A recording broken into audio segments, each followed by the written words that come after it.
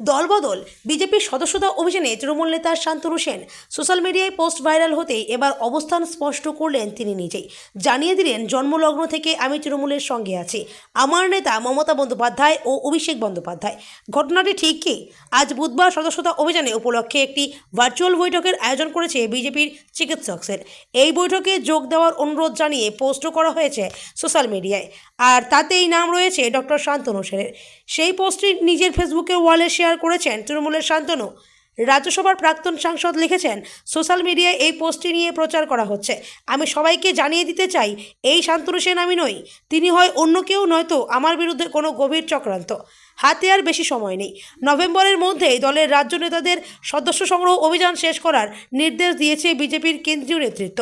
লক্ষ্য পূরণে রীতিমতো কোমর বেঁধে মাঠে নেমে পড়েছেন বিজেপির রাজ্য সভাপতি সুকান্ত মজুমদার। বিভিন্ন বিধানসভা এলাকায় বাড়ি বাড়ি গিয়ে সদস্য সংগ্রহ করেছেন তিনি।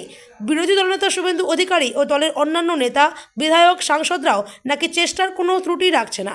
এদিকে বিয়ের নিমন্ত্রণ রক্ষা করতে গিয়ে কোনেকেই বিজেপি সদস্য বানিয়ে ফেললেন দলের রাজ্যসভার সাংসদ শ্রমিক। তিনি বাংলায় দলের সদস্য সংগ্রহ অভিযানের দায়িত্বপ্রাপ্ত নেতাও বটে।